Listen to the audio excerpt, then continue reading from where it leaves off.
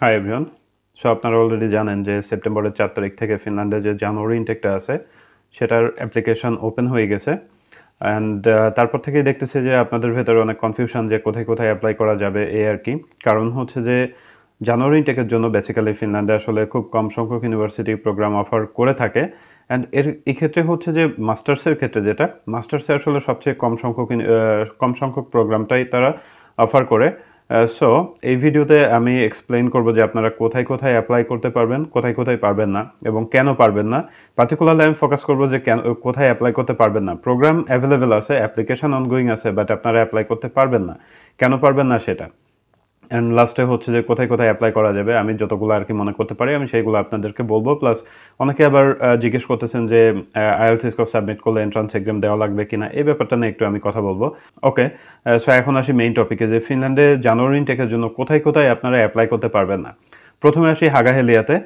আমার কাছে আসলে অনেকেই প্রোগ্রামে এর লিস্টগুলো শেয়ার করছেন যে আমরা কোনো একটা এজেন্সিতে গেছেন এবং তারা হচ্ছে যে এই লিস্টগুলা, এই ইউনিভার্সিটির লিস্টগুলা আপনাদেরকে ধরাই দিছে যে ওকে ওকে এখানে অ্যাপ্লাই করা যাবে। বাট এগুলো রং। কেন রং সেটা আমি এক্সপ্লেন করব। নাম্বার 1 হচ্ছে হাগাহেলিয়াতে মাস্টার্স। আপনারা ওইখানে দেখছেন যে ওইখানে বেশ কয়েকটা প্রোগ্রাম আছে, মোস্ট প্রবাবলি 4টা বা 5টা প্রোগ্রামে আপনারা মাস্টার্সের জন্য অ্যাপ্লাই করতে পারবেন।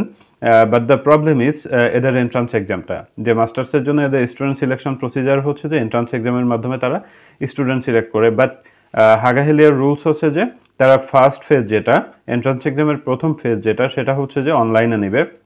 এখন আপনি যদি অনলাইনে পাস করেন, ইন দ্যাট কেস সেকেন্ড যে রিটেন ফেজটা থাকবে সেটার জন্য আপনাকে ফিনল্যান্ডে আসতে হবে। এখন আপনি যদি মনে করেন যে আপনি ফিনল্যান্ডে আসতে পারবেন এন্ট্রান্স এক্সামের জন্য, ইন দ্যাট কেস আপনি অ্যাপ্লাই করতে পারেন। বাট এটা লিটারালি ইম্পসিবল, কারণ আপনি হচ্ছে যে ফিনল্যান্ডে এসে এন্ট্রান্স এক্সাম আসলে দিতে পারবেন না। সো এখানে সুযোগ থাকলেও আপনি অ্যাপ্লাই করতে পারতেছেন না। এরপরে আসে হাগাহেলিয়ার ব্যাচেলর। এখানে বেশ কয়েকটা ব্যাচেলর প্রোগ্রামও অ্যাভেলেবেল আছে, বাট ওইখানেও আসলে অ্যাপ্লাই করা যাবে না এরকম না। ওইখানে স্টুডেন্ট সিলেকশন প্রসিজারটা 2 রকম। নাম্বার 1 হচ্ছে যে স্যাট স্কোর অনুযায়ী স্টুডেন্ট সিলেকশন হবে। সো আপনাদের যদি স্যাট স্কোর থাকে তাহলে হচ্ছে যে আপনারা হাগাহেলিয়ার ব্যাচেলরে অ্যাপ্লাই করতে পারবেন, আদারওয়াইজ পারবেন না। কারণ আর একটা ওয়েতে তারা স্টুডেন্ট সিলেক্ট করবে, সেটা হচ্ছে সার্টিফিকেট বেসড। মানে হচ্ছে যে ফিনল্যান্ড থেকে যারা পড়াশোনা শেষ করে ব্যাচেলরে অ্যাপ্লাই করবে তাদের যে সিলেকশনটা হবে এটা হচ্ছে সার্টিফিকেট বেসড সিলেকশন। সো আপনি তো আর ফিনল্যান্ড থেকে পড়াশোনা শেষ করে নাই। সো আপনার যদি স্যাট স্কোর না থাকে, ইন দ্যাট কেস আপনি কিন্তু ব্যাচেলরে অ্যাপ্লাই করতে পারতেছেন না।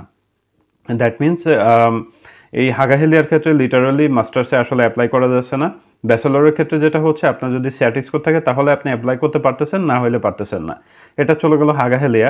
এরপর আসি তুর্কুতে। তুর্কুতে 2টা প্রোগ্রামে মাস্টার্স অ্যাভেলেবেল আছে, বাট তাদের হচ্ছে যে এন্ট্রান্স এক্সাম যেটা হবে সেটা হচ্ছে যে অন ক্যাম্পাস এন্ট্রান্স এক্সাম হবে, এটা কোনো অনলাইন এন্ট্রান্স এক্সাম হবে না। সো আপনি যদি মনে করেন যে আপনি তুর্কুতে এসে হচ্ছে যে এন্ট্রান্স এক্সাম দিবেন, ইন দ্যাট কেস আপনি অ্যাপ্লাই করতে পারেন, বাট এটাও সেম, আই মিন হাগাহেলিয়ার মতো এটাও সেম যে লিটারালি এখানে আপনি ফিনল্যান্ডে এসে আসলে এন্ট্রান্স এক্সাম দিতে পারবেন না। এরপরে আসি Oulu university of applied science. এদের ক্ষেত্রে যেটা বলা আছে সেটা হচ্ছে যে I mean as far as I can remember সেটা হচ্ছে যে তাদের ক্লাসগুলো আসলে অনলাইনে হবে। সো অনলাইনে হইলে আপনার রেসিডেন্স পারমিট পাওয়ার কোনো সম্ভাবনাই নাই, আর অনলাইনে ক্লাস করতে হইলে আই ডোন্ট থিঙ্ক অ্যাপ্লাই করার কোনো মানে আছে।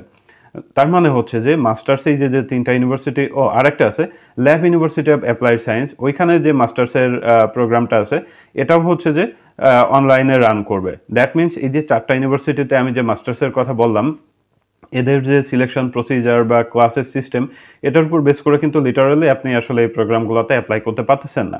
সো চলে গেল কোনগুলোতে অ্যাপ্লাই করতে পারবেন না। এখন আসি মাস্টার্সে কোথায় অ্যাপ্লাই করতে পারবেন। অ্যান্ড মাস্টার্সে অনলি একটা প্রোগ্রামে অ্যাপ্লাই করতে পারবেন, সেটা হচ্ছে যে Kayani university of applied science global business management, এই প্রোগ্রামটাতে। কারণ এরা হচ্ছে যে সব কিছু আসলে অনলাইনে নিবে। সো মাস্টার্সের জন্য আসলে একটা প্রোগ্রামে অ্যাভেলেবেল আছে। এখন আসি ব্যাচেলরের ক্ষেত্রে। ব্যাচেলরে তো হাগাহেলিয়ারটা বললাম, আর হচ্ছে আপনার লরিয়া ইউনিভার্সিটি অফ অ্যাপ্লাইড সায়েন্স, তারপর জ্যামকে, মেট্রোপোলিয়া, এসএএমকে, এগুলাতে হচ্ছে যে ব্যাচেলরের কিছু প্রোগ্রাম অফার করতেছে। এখন আসি, অনেকেই জিজ্ঞেস করতেছেন যে আপনার আইএলটিএস স্কোর সাবমিট করলে এন্ট্রান্স এক্সাম দেওয়া লাগবে কিনা। এটার আনসার হচ্ছে ইয়েস অ্যান্ড নো। ইয়েস কোন ক্ষেত্রে, কিছু ইউনিভার্সিটি আছে যারা হচ্ছে যে তাদের ব্যাচেলরের রিকোয়ারমেন্ট অনুযায়ী আপনার ইংলিশ প্রফিসিয়েন্সি টেস্ট চাচ্ছে, প্লাস তারা হচ্ছে আপনার একটা এন্ট্রান্স এক্সামও নিবে, অথবা এন্ট্রান্স এক্সামের পরিবর্তে কোনো একটা ইন্টারভিউ নিতে পারে। লাইক ভাষা ইউনিভার্সিটি অফ অ্যাপ্লাইড সায়েন্স যেটা, এখানে এনার্জি টেকনোলজি প্রোগ্রামে কিন্তু আপনি আইএলটিএস স্কোর সাবমিট করবেন, প্লাস ওরা আপনাকে একটা ইন্টারভিউর জন্য কল করবে। সো এখানে আপনার এন্ট্রান্স এক্সাম দেওয়া লাগতেছে না। এরপরে এসএএমকে যে ইউনিভার্সিটি, এখানে আপনার ইন্টারন্যাশনাল বিজনেস দিয়ে একটা প্রোগ্রাম আছে। ওই প্রোগ্রামটাতে আপনি আইএলটিএস স্কোর সাবমিট করলে এখানে তারা স্টুডেন্ট সিলেক্ট করবে হচ্ছে আপনার এইচএসসির রেজাল্ট এবং এই আইএলটিএস স্কোর, এই দুইটার উপর বেস করে। সো এখানেও কিন্তু আপনার এন্ট্রান্স এক্সাম দেওয়া লাগতেছে না। মানে এবার ব্যাচেলরের ক্ষেত্রে আসলে মাল্টিপল ওয়েতে তারা স্টুডেন্ট সিলেক্ট করবে। কিছু ক্ষেত্রে আপনার এন্ট্রান্স এক্সাম দেওয়া লাগতেও পারে, আবার কিছু ক্ষেত্রে আপনার এন্ট্রান্স এক্সাম দেওয়া নাও লাগতে পারে। সো এই হচ্ছে যে জানুয়ারি ইনটেক নিয়ে ওভারঅল সিচুয়েশন বা ওভারঅল লেটেস্ট আপডেট যেটা আমার কাছে ছিল। মানে আপনারা কোথায় অ্যাপ্লাই করতে পারবেন, কোথায় পারবেন না, বা কেন পারবেন না। আশা করি ভিডিওটা দেখার পর আপনারা এবার ডিসাইড করতে পারবেন যে আসলে আপনারা ওই হাগাহেলিয়া, তুর্কু বা ওলু এগুলাতে অ্যাপ্লাই করবেন কিনা। সো এতটুকুই। আপনাদের সকলের জন্য শুভকামনা রইল যেন আপনারা জানুয়ারি ইনটেকে অফার লেটার পেয়ে ফিনল্যান্ডে আসতে পারেন।